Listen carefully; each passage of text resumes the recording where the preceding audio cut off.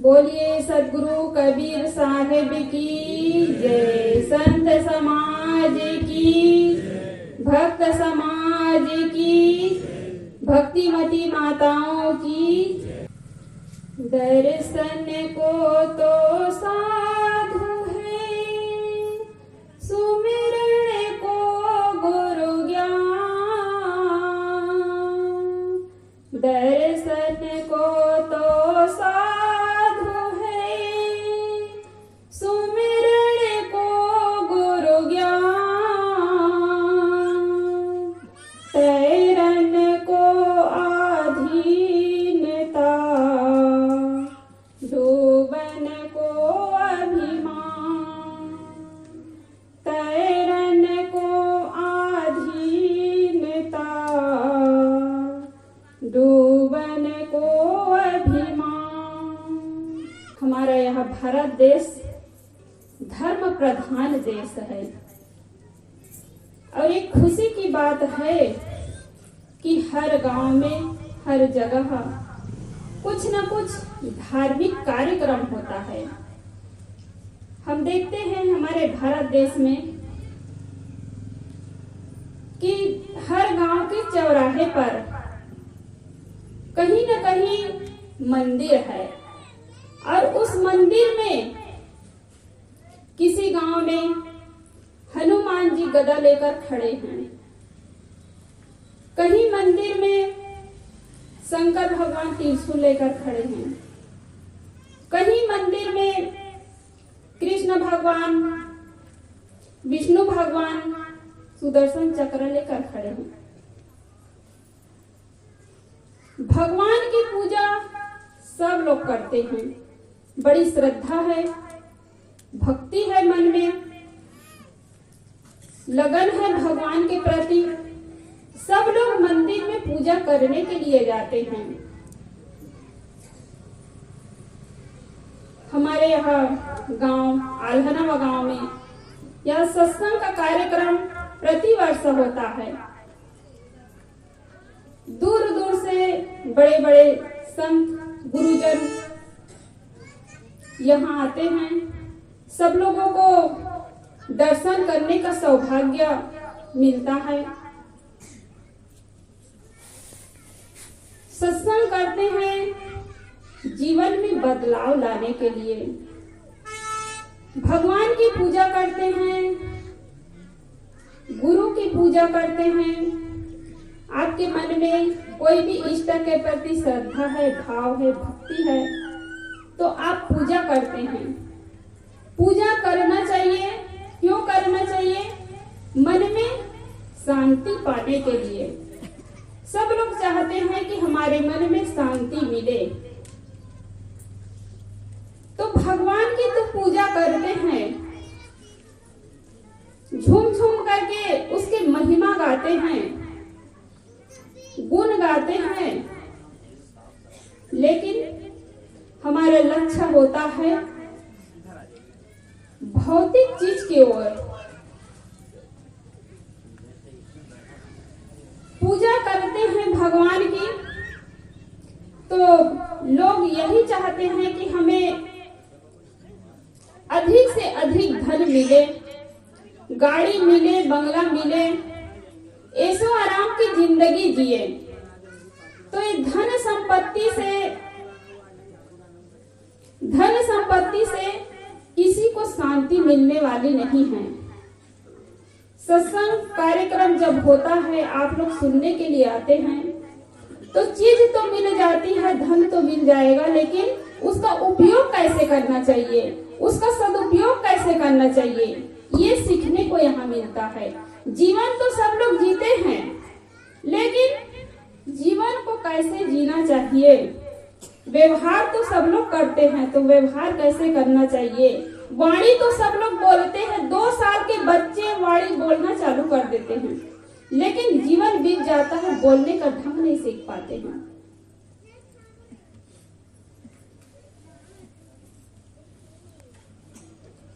यहाँ हमारे गांव में अधिकतम सदगुरु कबीर साहब को मानने वाले हैं और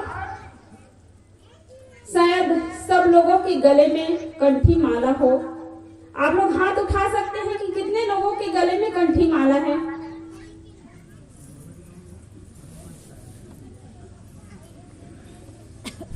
आधे लोगों के गले में कंठी माला है। सब लोग हमारे सदगुरु कबीर साहब के भक्त है। और कितने लोग गुटखा तमाकू के भक्त है? कोई हाथ उठाएंगे? सब लोग तो यहाँ संत ही बैठे हैं। ईमानदारी पूर्वक एक भाई हाथ उठाए। देखिए, हमारे अंदर में दोष है, हमारे अंदर में दुर्गुण है, लेकिन हम सिर उठा करके जी नहीं सकते हैं। अभी अधिकतम कम से कम आधे लोग बीड़ी तमाकू गुटखा सेवन करने वाले हैं, लेकिन हाथ क्यों नहीं उठा रहे? हम किसी के बीच सिर उठाकर क्या चल पाते हैं? किसी के बीच में हाथ उठा पाते हैं? अभी मैं कंठी माला के लिए बोली तो गर्व के साथ उठाए, है ना? अपना दिल साफ है, हाथ उठाए। लेकिन जो दुर्गुण की जब बात चली, दोष की जब बात चली, तो हमारा सिर झुक गया, हाथ झुक गया। तो सत्संग करवाया जाता है। गांव में इतने दूर दूर से संत को बुलाते हैं, तो दोषों को दूर करने के लिए, दुर्गुणों को छुड़ाने के लिए, और मन हमारा इसी सत्संग रूपी गंगा में ही धुलेगा। तो भगवान की पूजा तो करते हैं, भगवान को तो मानते हैं, राम भगवान को मानते हैं, कृष्ण भगवान को मानते हैं, सदगुरु कबीर साहब को मानते हैं, लेकिन उनकी नहीं मानते हैं। यदि सदगुरु कबीर साहब के भक्त हैं आप, आपके गले में कंठी माला है, तो उनके बताए हुए मार्ग पर चले। जो मन में दोष है, दुर्गुण है, उसका त्याग कीजिए, तब यह सत्संग सुनना सार्थक होगा। आप भगवान की पूजा करने के लिए मंदिर में जाते हैं। कितने मंदिरों के पास हम देखते हैं मंदिर में भगवान बैठे हैं, वही दरवाजे के सामने कोई बीड़ी पी रहा है, कोई तम्बाकू खा रहा है, कोई शराब पी रहा है, कोई उल्टा सीधी गाली दे रहा है। लेकिन भगवान बोल नहीं सकता है कि ये पवित्र जगह है, पूजा की जगह है, यहाँ पर कोई बीड़ी ना पियो, कोई तम्बाकू ना खाओ, कोई गाली ना दो। लेकिन गुरुजनों के पास यदि आप बैठेंगे तो आपकी हिम्मत ही नहीं होगी। यहाँ पर इतने मंच में गुरुजन बैठे हैं, उनके बीच में आपके हाथ उठाने की हिम्मत नहीं हुई, तो पीने की हिम्मत कहाँ होगी? लेकिन भगवान को सब लोग जानते हैं कि भगवान कुछ कर नहीं सकता है, बैठे तो जरूर है मंदिर में, और इसी कारण है कि आप वहाँ पर शराब पीते हैं, तम्बाकू खाते हैं, गाली देते हैं, झूठ बोलते हैं। आपको पता है, लेकिन गुरुजन जब देखते हैं तो बड़े प्यार से समझाते हैं कि बेटा इसका सेवन ना करो, इसे आपका स्वास्थ्य बिगड़ सकता है, आपका संस्कार खराब हो सकता है, आपका घर बर्बाद हो सकता है, आपका गांव बर्बाद हो सकता है, ये बताते हैं। और गुरुजन जब बताते तो उनको लाभ नहीं मिलेगा, लाभ आपको मिलेगा। लेकिन लोग सोचते हैं कि हम अपने पैसे से पी रहे हैं, संतों का क्या जाता है। लेकिन संत गुरुजन आपके हित के लिए बोलते हैं। जब दुखमय जीवन होता है, उसको देख करके गुरुजन दुखी होते हैं। सदगुरु कबीर साहब कहते हैं, मैं रोवे यह जगत को, मोको रोवे न कोई, मोको रोवे सो जना जो शब्द विवेकी होए। मैं जगत के दुखों को देख करके रोता हूँ, मेरे लिए कोई नहीं रोते हैं। मेरे लिए रोने का मतलब कि मेरी बातों को कोई नहीं समझता है।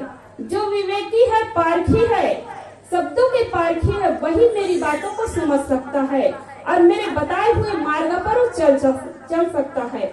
और जो गुरु के बताए हुए मार्ग पर चलेगा उसका कल्याण होगा, जो नहीं चलेगा उसका कल्याण नहीं होगा। आप गुरुजनों को मानते हैं, आपके मन में श्रद्धा है, आप अपने घर में बुलाते हैं, चरण धोते हैं, चरणामृत लेते हैं, महाप्रसाद लेते हैं। और होना चाहिए गुरु को मानते हैं तो चरण धोना चाहिए, चरणामृत लेना चाहिए, लेकिन इतने मात्र से कल्याण नहीं होगा। असली महाप्रसाद है उनके दिए हुए ज्ञान, उसको धारण करें अपने जीवन में और चलेंगे तब हमारा कल्याण हो सकता है।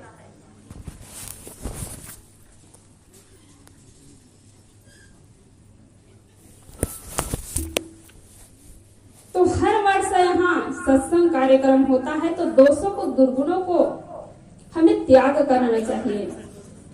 जो हमारे अंदर में दोष है, दुर्गुण है, वो हमारे पास है फिर भी अपना नहीं है, उससे हमारा नुकसान हो सकता है। घर का नुकसान हो सकता है, परिवार का नुकसान हो सकता है, पड़ोसी का नुकसान हो सकता है। और जो अच्छाइयां हैं है ना, अच्छाइयां हैं, सद्गुण है, वो दूसरों के पास है तब भी अपना है, उसको हम अपनाएंगे तो हमारा जीवन संवर सकता है, हमारा जीवन सुंदर बन सकता है। इसलिए सद्गुरु कहते हैं ये मानव जीवन को फूल रहन की टोकरी, जैसे फूलों को चुन चुन करके आप टोकरी में डालते हैं, वैसे दूसरों के अंदर में भी सद्गुण है, उसको आप अपनाएं। किसी के अच्छा स्वभाव है, कोई अच्छी वाणी से बात करते हैं, किसी का अच्छा व्यवहार है, तो उससे आप सीखिए और अपने जीवन को बदलिए, तो आपका कल्याण हो सकता है, हमारा भी कल्याण हो सकता है। यदि इस प्रकार हमारा व्यवहार हो। लेकिन आदमी क्या करते हैं, भगवान की पूजा करते हैं, सत्संग करते हैं, लेकिन बाहरी चीज की ओर उनका लक्ष्य होता है कि अधिक से अधिक धन मिले, संपत्ति मिले, इसके लिए क्या करता है, डाका डालता है। एक दिन में ही करोड़पति बनना चाहता है। क्यों बनना चाहता है कि करोड़पति बनने के बाद मैं ऐशो आराम की जिंदगी जीऊंगा। लेकिन आप धन को चुरा करके, डाका डाल करके बड़े मंजिल तो मकान बना सकते हैं, 4 मंजिल का गाड़ी खरीद सकते हैं, लेकिन आपके मन में चैन नहीं, आपके जीवन में सुख नहीं, आपके जीवन में शांति नहीं। तो इसलिए कहते हैं पाप कमाई तो घर में न लाना, मेहनत की सदा रोटी तो खाना। पाप कमाई तो घर में न लाना, मेहनत की सदा रोटी तो खाना।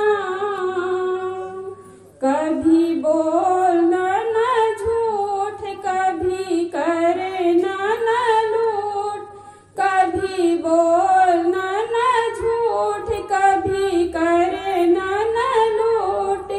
नाहक तो किसी का दबाना रे, लेके जग से बुराई मत जाना रे।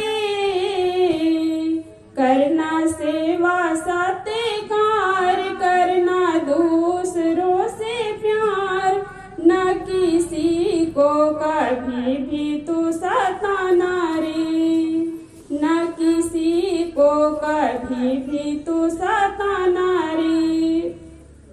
तो अपने पेट पालने के लिए, परिवार पालने के लिए आदमी झूठ बोलता है, घूसखोरी का काम करता है। भगवान की फोटो तो लगा देते हैं दुकान में, लेकिन वहां पर घूस चलता है। यदि आप ईमानदारी पूर्वक काम करते हैं, ईमानदारी पूर्वक मेहनत करते हैं, तो आपके मन में कभी अशांति नहीं आ सकती है। ये बाहर की दौलत है, बाहर के धन है, वो तो देखने में लगता है कि भरा भरा, लेकिन अंदर जो है खाली खाली रहता है। रावण के पास धन की कमी नहीं थी, धन दौलत से परिपूर्ण, लेकिन उनके मन में शांति रही। और माता सेवरी के पास छोटी सी कुटिया में रहती थी, वहीं पर कांटा कंकड़ को रोज बुहारती थी, लेकिन वो प्रसन्न रहती थी, उसके मन में शांति रहती थी। मिलती थी। तो भीतर की दौलत है, और भीतर की दौलत आप कहीं दुकान में जाकर खरीद नहीं सकते हैं, कहीं बाजारों में नहीं मिल सकता है, आपके भीतर में है। तो सत्संग में जाते हैं, गुरुजनों के ज्ञान को सुनते हैं, विचार करते हैं, चिंतन करते हैं, अपने दुर्गुणों को निकालते हैं, तब मन में शांति मिलती है, मन में सुख मिलता है। तो सत्संग हमारे जीवन को बदलने के लिए है। तो आप लोग सत्संग में आए हैं, तो 2 दिनों से गुरुजनों के ज्ञान को सुन रहे हैं, अपने हृदय में धारण करें और अपने जीवन को सुंदर बनाएं। तभी यह सत्संग कार्यक्रम सुनना, सत्संग करवाना और संतों के ये बोलना, ये सब सार्थक होगा। इन्हीं शब्दों के साथ मैं अपनी वाणी को विराम देती हूँ। बोलिए सद्गुरु देव की जय, सद्गुरु कबीर साहेब की जय।